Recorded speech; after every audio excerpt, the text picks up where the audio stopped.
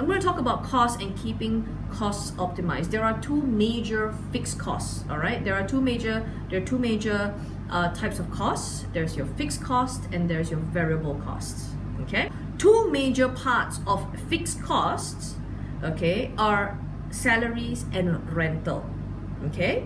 Now, you'll see that in your own P&L. All right, and everything else on variable cost are your raw material, commissions, OT that you pay. If you run a factory, that's variable cost.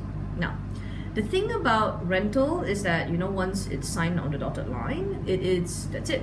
You pay, right? Unless you move to someplace smaller or you move to someplace further, then it becomes cheaper, okay? Or else, salaries are a fixed cost that is a very, that's a question mark for a lot of business owners. They hire these people and then they're not sure with whether they should hire more. You know, are people getting burnt out? Are people getting tired? Or, you know, what am I supposed to expect from a new head count? If I put in a new head count, how much more revenue can I expect? Now, see, that's the deployment of KPIs. And I had this conversation and I want to share some real experiences. One of the conversations that I had with a florist company recently, and she's got 6 outlets, all right, and they do a lot of wedding florists. They've got contracts with hotels and they're doing great work. And one of the things that I asked her, I said, and because we're looking at recruitment, yeah, she's doing really well. Thanks a lot, Ray. And she says, okay, you know, we're looking at recruitment now, and I'm saying, okay, you know, are you hiring a senior or a junior florist? We went into those conversations, and then I asked her one really pertinent question. I said, what are you expecting your florist headcount, one person, to do? You know, how much business do they bring in if you hire one florist, junior or senior, all right? And she says, well, I don't know. And I'm going, okay, but if you don't know that, then how do you know how much you pay? And that's a very interesting conversation, because one of the things that we don't do is to look at the capacity of a person. The capacity, or what is the expected capacity of a person that we recruit into our company, and how much will they bring, how much capacity will they bring into our outlet. So then we got her to work out if a florist were to make 10 bouquets in a day, and they can make 50 bouquets in a week, and they could create 200 bouquets, assuming it's just retail, 200 bouquets in a month. That's their capacity. How many weddings could they do? Put a number to it. And then there is a dollar value. There is a dollar value to every employee. And that's why when you understand that, you also understand how you incur that cost. Because one of the things that we have to do as business owners and entrepreneurs is that we've got to be able to bootstrap. None of us are flourished with, you know, $1 million bank account and we can just hire anybody we want. You know, there are some VCs that do that. VCs invest, you know, millions of dollars, and then they just hire up 50 people and they fill a whole office up with people and beanbags, and they start running the company. So that's not bootstrapping, okay? For your information, bootstrapping is what most entrepreneurs do, but they don't realize it, is when they have to make money and then invest, make a little bit more, invest more, and then invest more, and then so you're investing as your company grows. But it's always a chicken and egg thing. Cost first or revenue first. Because once you incur the cost, you increase the revenue. So again, the question is, which cost are you looking at? You're looking at the fixed costs, or you're looking at the variable costs? That's truly important for us to understand. Do you understand your figures, your gross profit margins and your net profit margins? We'll get chummy and get very cozy with your profit and loss statement, your P&L.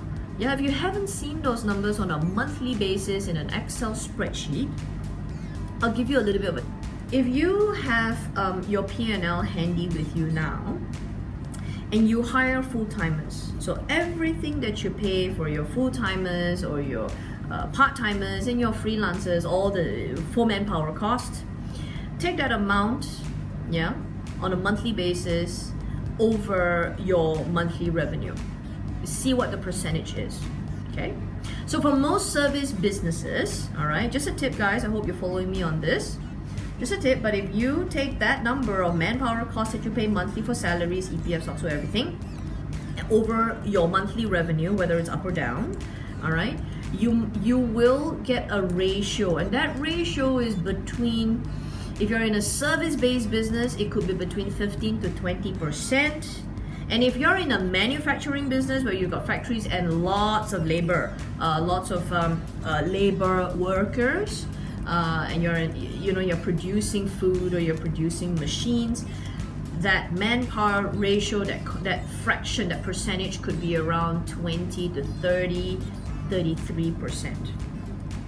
Now you want to kind of really notice this number, because a good ballpark, and when I look at a lot of P&Ls, I've assessed many P&Ls, you want to try, you see, in service-based and manufacturing is a little bit different. Why? Because if you're in a service-based business, there are more margins. Yeah, there are going to be more margins, okay?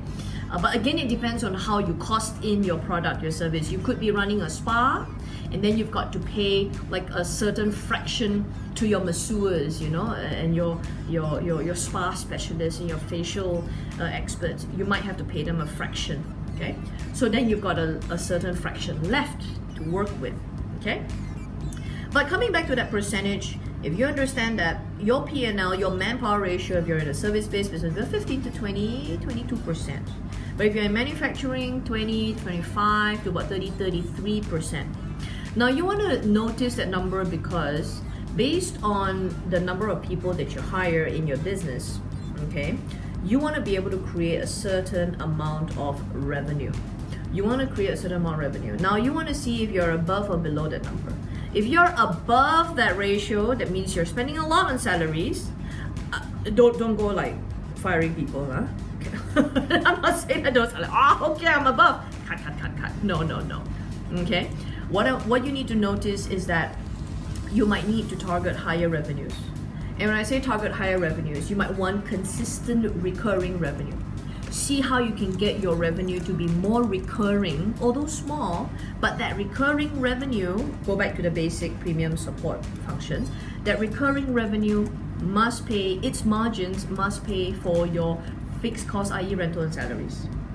That's how I would design all the clients that work with us, is to get that done first. That's what I did with the aircon guy, because we had to make sure he had 60 to 70,000 every month, but he was burning it. He made almost 2 to 300,000 in margin for one blackout, but he uses it up throughout the months just doing a few aircons in offices as favors.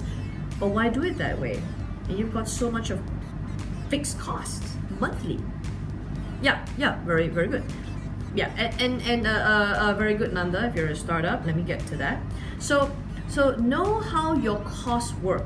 Okay, if you're a startup, my suggestion is that your fixed expenses should not be with so many full-timers. If you can, while you're trying to stabilize your revenue and your recurring revenue, try your level best to engage as much part-time workers for the time being.